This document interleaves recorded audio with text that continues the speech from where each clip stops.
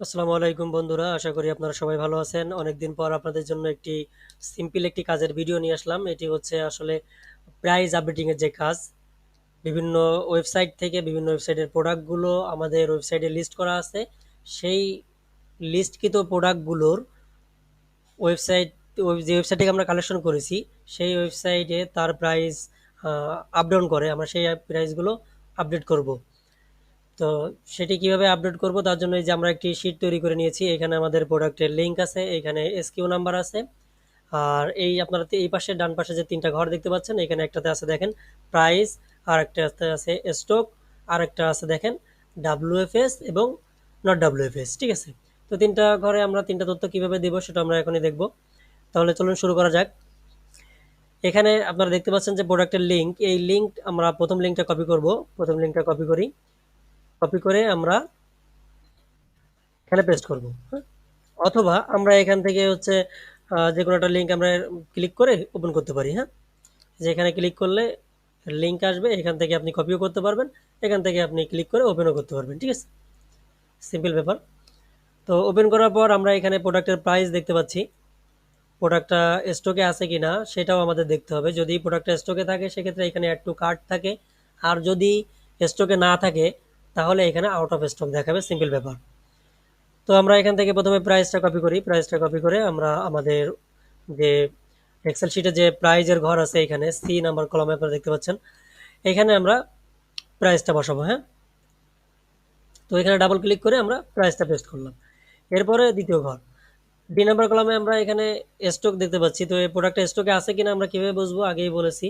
এখানে হচ্ছে এই যে অ্যাড টু কার্ট যদি থাকে তাহলে আমরা প্রোডাক্টটা বুঝবো যে স্টকে আছে, আর যদি স্টকে না থাকে সেক্ষেত্রে এখানে সিম্পলি লেখা থাকবে আউট অফ স্টক। ক্লিয়ার? তো আমরা এই প্রোডাক্টটা দেখতে পাচ্ছি এখানে স্টকে আছে, সেজন্য আমরা এখানে কি লিখবো, স্টকে থাকলে লিখবো ওয়া ই এস। হ্যাঁ, ইয়েস। আর যদি স্টকে না থাকে সেক্ষেত্রে আমরা লিখবো নো। ওকে, সবগুলো অক্ষরই বড় হাতের হবে। তো এখানে স্টকে আছে যেহেতু আমরা ইয়েস লিখেছি। এবার চলুন এর পাশে কি আছে, নট ডাব্লিউএফএস অথবা ডাব্লিউএফএস। তো প্রথমে আমাদের বুঝতে হবে ডাব্লিউএফএসটা কি। ডাব্লিউএফএস হচ্ছে, ডাব্লিউএফএস এর মানে আমরা সংক্ষেপে ধরতে পারি এখানে যে অলমার্ট.কম এই ওয়েবসাইটের নামটা ডাব্লিউএফএস হিসাবে এখানে চিহ্নিত করা হয়েছে।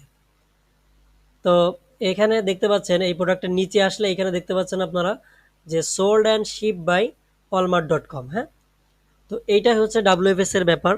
এইখানে আছে, যদি এইখানে এই প্রোডাক্টটা আমরা যে প্রোডাক্টটাই ওপেন করব সেই প্রোডাক্টটা যদি সোল্ড অ্যান্ড শিপ বাই অলমার্ট.কম মানে অলমার্ট.কম এর মাধ্যমে প্রোডাক্টটা শিফট করে, তাহলে ওই প্রোডাক্টের ক্ষেত্রে এই ডাব্লিউএফএস এর ঘরে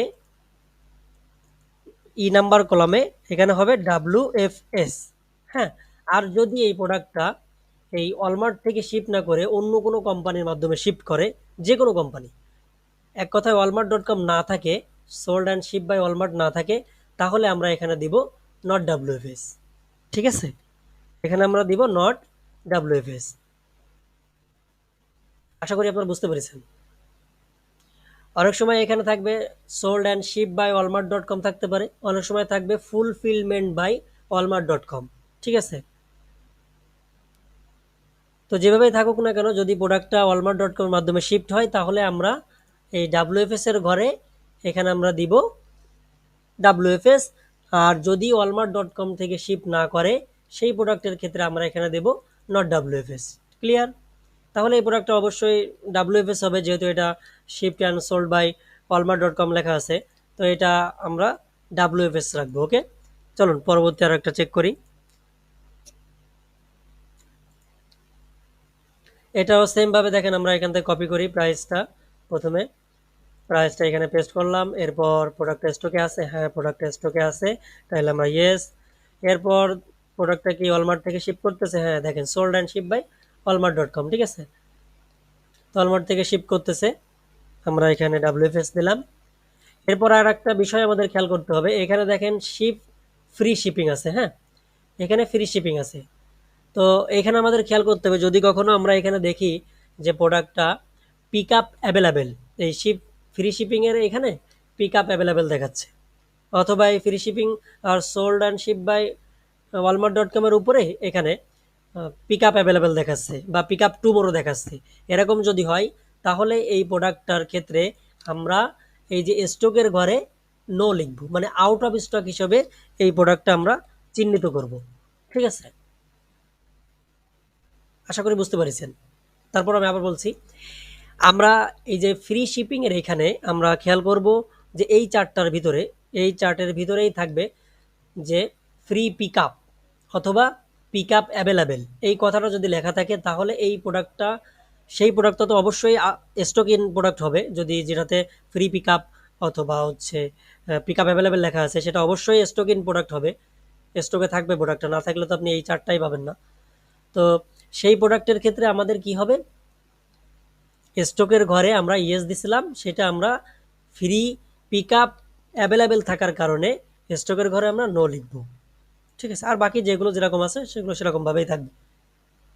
আর যদি কোনো প্রোডাক্ট আউট অফ স্টক হয় সেই প্রোডাক্টটা তো আমরা এখানে নো লিখব, এবং সেই প্রোডাক্টের ক্ষেত্রে ডাব্লিউএফএস এর ওখানে আমরা নট ডাব্লিউএফএস রাখবো। ঠিক আছে, নট ডাব্লিউএফএস লিখতে পারেন অবশ্য, আবার এখানে আপনি নো লিখতে পারেন, জাস্ট নো।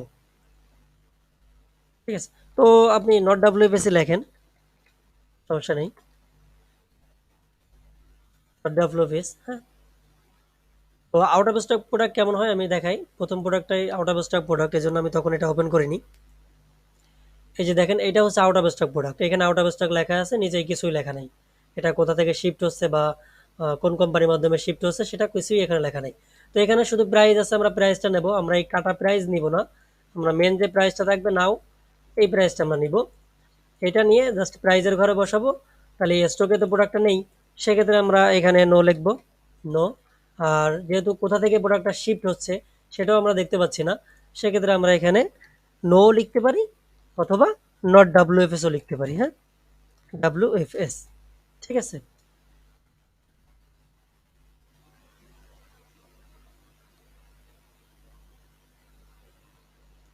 আচ্ছা, আউট অফ স্টক প্রোডাক্টের জন্য আমরা সবসময় তাহলে এখানে নো লিখি। হ্যাঁ, নট ডাব্লিউএফএস না, এটা আমরা নো লিখবো। ঠিক আছে, আউট অফ স্টক প্রোডাক্টের ক্ষেত্রে স্টকের এখানে নো, যেহেতু প্রোডাক্ট আউট অফ স্টক। আর ডাব্লিউএফএস এর ঘরেও নো, কারণ কি আমরা দেখতে পাচ্ছি না এটা আসলে ওয়ালমার্ট থেকে শিপ করতেছে নাকি অন্য কোনো কোম্পানি থেকে শিপ করতেছে। কারণ ওয়ালমার্ট থেকে শিপ করলে আমরা লিখতাম ডাব্লিউএফএস, আর যদি অন্য কোনো কোম্পানি থেকে শিপ করতো তাহলে আমরা নট ডাব্লিউএফএস লিখতাম। তো আমরা তো এখানে দেখতেই পাচ্ছি না যে আসলে কোন কোম্পানির মাধ্যমে এটা শিপ করতেছে, সেক্ষেত্রে আমরা এখানে নো লিখে যাব। হ্যাঁ, আউট অফ স্টক প্রোডাক্টের ক্ষেত্রে ক্লিয়ার, আশা করি বিষয়টা বুঝতে পেরেছেন। আমরা চলেন আরেকটা করি, এখানে নিচেরটা ওপেন করি, ওপেন করার পর এটার আমরা এই যে প্রাইসটা নিব, প্রাইসটা নিলাম। এরপর প্রোডাক্ট স্টকে আছে কিনা, হ্যাঁ প্রোডাক্ট স্টকে আছে, এটা আমরা ইয়েস লিখলাম।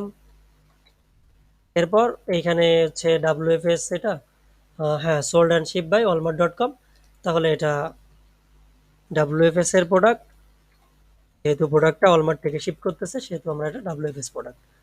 ঠিক আছে, তো আমরা আর একটা প্রোডাক্ট দেখি, যে প্রোডাক্টটা যদি এখানে অন্য কোনো কোম্পানি থাকে সেক্ষেত্রে আমরা কি লিখবো বা কিভাবে চেক করব যে এটা ডাব্লিউএফএস প্রোডাক্ট কিনা। হ্যাঁ,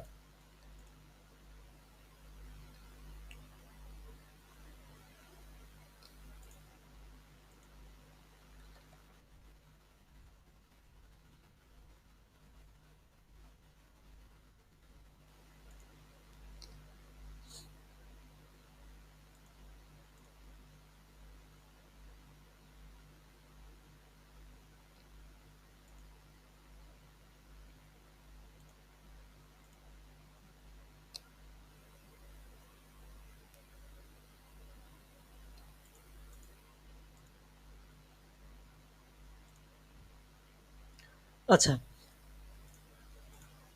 তাহলে আশা করি এ পর্যন্ত আপনারা বুঝতে পেরেছেন। যদি কোথাও কোনো বুঝতে প্রবলেম হয় অবশ্যই কমেন্টে জানাবেন, আমি রিপ্লাই দিব।